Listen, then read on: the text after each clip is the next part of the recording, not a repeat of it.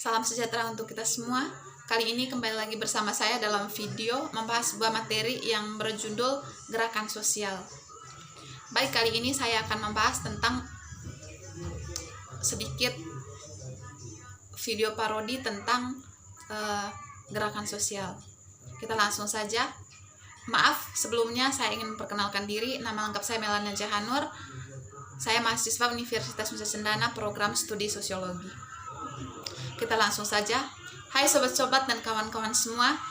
Ada video baru kali ini dari kami tentang cerita humor politik yang kami kumpulkan dari berbagai sumber, dan cerita ini hanya untuk menghibur dan tidak untuk menyinggung atau untuk menceritakan pihak tertentu. Semoga terhibur. Selain menghibur, video ini juga ada maknanya loh untuk kita semua, karena ceritanya diambil dari cerita tentang kehidupan bermasyarakat. Selamat mendengarkan, semoga terhibur. Yang pertama, tentang kampanye pembangunan jembatan. Pada masa kampanye, ada seorang calon legislatif berkampanye guna mempromosikan dirinya agar dipilih di sebuah desa yang agak terpencil, dan inilah isi kampanyenya. Bapak-bapak, ibu-ibu, jika saya terpilih nanti, saya akan membangun jalan dan jembatan agar akses ke kampung ini lebih mudah untuk menjual hasil panen pertanian ke kota. Tapi Bu, di kampung kita tidak ada sungai. Jadi untuk apa dibangun jembatan? Oh, jangan khawatir. Jika tidak ada sungai di kampung ini, kita akan bangun jembatan sekaligus dengan sungainya. Yang berikut, antara janda, keperawanan, dan partai politik. Seorang janda yang sudah 3 kali kawin cerai periksa di dokter kandungan. Waktu dokter mau periksa terjadi percakapan. Hati-hati periksanya, Dok. Saya masih perawan loh. Loh, katanya ibu sudah kawin cerai 3 kali. Mana bisa masih perawan? Gini loh, Dok. Suami saya yang pertama ternyata impoten. Oh gitu. Tapi suami ibu yang kedua nggak impoten kan? Betul, Dok. Cuma dia gay. Jadi saya nggak diapa-apain sama dia. Lalu suami ketiganya ibu nggak impoten dan bukan gaya? Betul, Dok. Tapi ternyata dia itu orang partai politik. Lalu apa hubungannya dengan keperawanan ibu? Dia cuma janji saja, Dok. Nggak pernah direalisasikan. Yang berikut, rakyat dan wakil rakyat.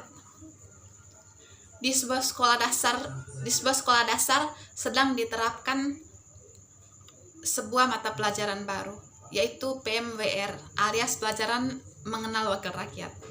Kemudian si guru memulainya dengan memberikan beberapa pertanyaan pada murid-muridnya. Bupati dan wakil bupati, manakah hal yang lebih tinggi dan harus dihormati? Bupati, Bu. Gubernur dan wakil gubernur, manakah yang lebih tinggi dan harus dihormati? Gubernur, Bu. Presiden dan wakil presiden, manakah yang lebih tinggi dan harus dihormati? Presiden, Bu. Rakyat dan wakil rakyat, manakah yang lebih tinggi dan harus dihormati? Seharusnya sih rakyat, Bu. Kok pakai seharusnya sih? Karena sekarang malah terbalik, Bu Guru. Bagus. Terus tanda supaya kita kenal sama wakil rakyat kita bagaimana? Yang pasti mereka suka warna abu-abu. Betul. Terus apa lagi? Suka konspirasi politik. Demi apa? Kepentingan, Bu. Tepat sekali. Sering muncul di mana mereka? Di televisi, Bu. Karena apa? Karena skandal dan kasus, Bu. Aduh, anak murid ibu pinter-pinter. Terus ciri wakil rakyat apa lagi? Pasti sering mendadak tajir, Bu. Dari mana? Kok bisa gitu? Diam-diam kan nyolong, Bu. Kalau enggak ya dapat hibah gono gini nggak jelas. Dari yang pingin diuntungkan. Terus kan wakil rakyat sering mengadakan sidang. Berapa tahun sekali? Setiap hari, Bu. Kok bisa alasannya? Kan biar dapat tunjangan dan komisi rapat. Biasanya yang dibahas apa? Nggak ada, Bu.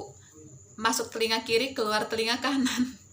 Jadi rakyat dan wakil rakyat, yang mana bosnya? Ya, semestinya rakyat dong, Bu. Kenapa semestinya? Karena aneh, Bu. Aneh kenapa? Masa bos kekurangan beras di rumahnya, Bu? Sedangkan wakilnya malah asik impor beras. Nimbun juga bisa kali, Bu. Bagus. Ternyata sebelum diajari kalian sudah banyak tahu tentang wakil rakyat ya. Iya dong, Bu. Kan sudah jadi bukan rahasia lagi. Rakyat banyak yang tahu, Bu. Sudah banyak yang tahu, mengapa sih ongkong-ongkong kaki di parlemen? Kan nggak tahu malu, Bu. Yang berikut disuruh menjelaskan arti politik. Seorang murid sekolah dasar mendapat pekerjaan rumah dari gurunya untuk menjelaskan arti kata politik. Karena belum memahaminya, ia kemudian bertanya kepada ibunya. Sang ibu yang menginginkan si anak dapat berpikir secara kreatif kemudian memberikan penjelasan. Baiklah nak, ibu akan mencoba menjelaskan dengan perumpamaan. Misalnya, ayahmu adalah orang yang bekerja untuk menghidupi keluarga.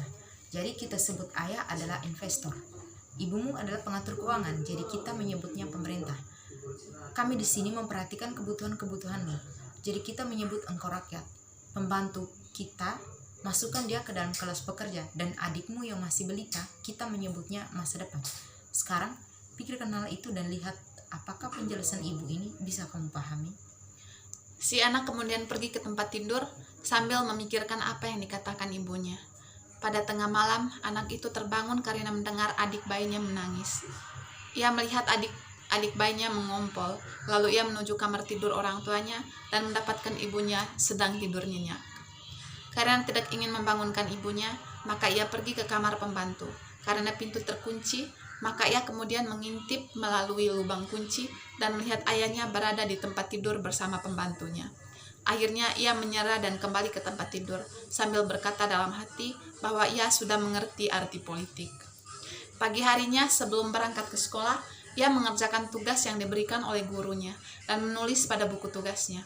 Politik adalah hal di mana para investor meniduri kelas pekerja, sedangkan pemerintah tertidur lelap, rakyat diabaikan, dan masa depan berada dalam kondisi yang menyedihkan. Yang berikut menanyakan kejujuran politikus. Rombongan bis politikus berkunjung ke daerah terpencil untuk kampanye pilkada. Jalan menuju daerah berliku-liku dan penuh jurang. Setelah mengadakan kampanye, rombongan tersebut pulang ke kota. Namun naas, di tengah jalan mobil tersebut masuk ke jurang. Beberapa penduduk segera menolong mereka dengan menguburkan para penumpang bis di tempat itu juga. Sehari kemudian polisi datang ke tempat kejadian lalu menanyakan ke para penduduk setempat. Kemarin ada kecelakaan bis rombongan politikus. Bagaimana dengan penumpangnya? Apakah masih ada yang hidup? Iya, kemarin sih ada beberapa penumpang yang merintih. Tolong saya, Pak, saya masih hidup. Lalu, kemana penumpang yang hidup itu sekarang? Sudah kita kubur.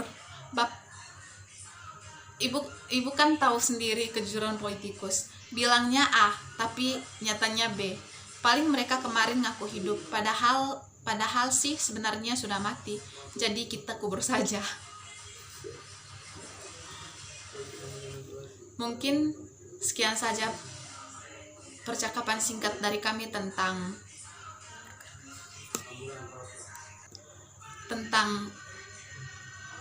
cerita parodi dari gerakan sosial. Mohon maaf jika ada kata-kata yang kurang berkenan di hati kita semua. Sekian dan terima kasih. Selamat malam.